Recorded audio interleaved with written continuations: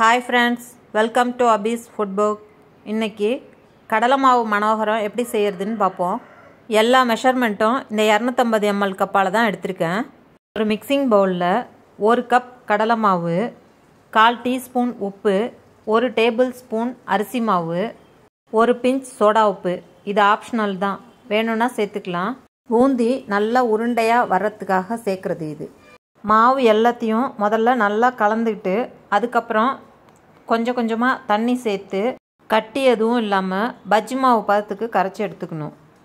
ஒரு வாணலியில் பொரிக்கிறதுக்கு தேவையான எண்ணெய் விட்டு காஞ்சதும் ஒரு பூந்தி கரண்டியை எண்ணெய்க்கு கொஞ்சம் மேலே இது மாதிரி தூக்கி பிடிச்சிக்கிட்டு கரைச்சி வச்ச மாவை அதில் சேர்த்து கரண்டியால் தேய்ச்சி எண்ணெயில் கொள்கிற அளவுக்கு பூந்தியாக தேய்ச்சிக்கோங்க.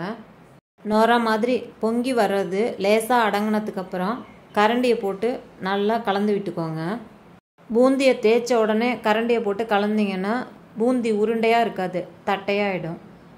மிதமான தீயில் அப்பப்போ கலந்து விட்டு இது மாதிரி எண்ணெயோட சலசலப்பு சுத்தமாக அடங்கி நல்லா கிறிஸ்பாக ஆகிற அளவுக்கு பொரிச்சு எடுத்துக்கோங்க. ஒவ்வொரு தடவையும் பூந்தி தேய்க்கிறதுக்கு முன்னாடி இது மாதிரி பூந்தி கரண்டியை 2 பக்கமும் மாவை நல்லா க்ளீன் பண்ணிவிட்டு பூந்தி தேய்ச்சிங்கன்னா தான் பூந்தி நல்லா முத்து முத்தாக உருட்டையாக விழும். மாவையும் ஒவ்வொரு தடவையும் நல்லா கலந்து விட்டுட்டு பூந்தி தேய்ச்சிங்கன்னா தான் பூந்தி நல்ல மணிமணியாக விழும். அதே போல் எண்ணெய் சரியான காய்ச்சலில் இருந்தால் தான் பூந்தி கட்டி கட்டியாக இல்லாமல் தனித்தனியாக இது போல் முத்து முத்தாக நல்லா கிறிஸ்பாக வரும். அதே போல் எல்லா மாவையும் கிறிஸ்பான பூந்தியாக பொரித்து எடுத்து நல்லா ஆற விட்டுக்கோங்க.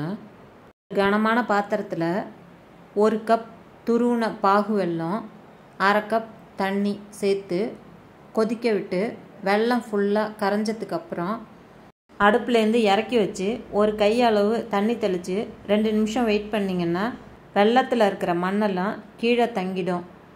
அதுக்கப்புறம் வெள்ளக்கரைசலை வடிகட்டி அதே வாணலியில் சேர்த்து கொதிக்க விட்டுக்கோங்க. ஒரு வாணலியில் 1 டீஸ்பூன் நெய் விட்டு காஞ்சதும் பொடியாக நறுக்குன 7-8 முந்திரி பருப்பை சேர்த்து பொன்னிறமாக வறுபட்டதும் ஒரு பாத்திரத்தில் எடுத்து வச்சுக்கோங்க.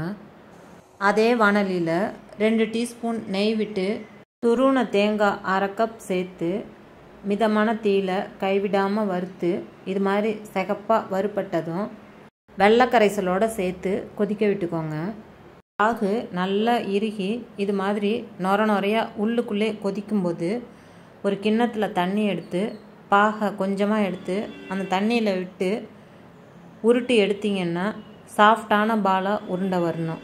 அந்த பதத்தில் அடுப்பை நிறுத்திட்டு 1/2 டீஸ்பூன் ஏலக்காய் பொடி, வறுத்த முந்திரி சேர்த்து நல்லா கலந்துட்டு பொரித்து நல்லா ஆறின பூந்தியையும் சேர்த்து கிளறி எல்லாம் ஒன்று சேர கலந்ததுக்கப்புறம் கலவை சூடாக இருக்கும்போது கையில் கொஞ்சமாக நெய் தடவிட்டு தேவையான அளவு உருண்டைகளாக உருண்டி வச்சுக்கலாம். இதுபோல் சூட்டோட உருண்டை பிடிக்க முடியாதவங்க ஒரு சின்ன கிண்ணத்தில் தேவையான அளவு பூந்தியை சேர்த்து இது போல் சுற்றிக்கிட்டே இருந்தீங்கன்னா ரவுண்ட் ஷேப் கிடச்சிரும்.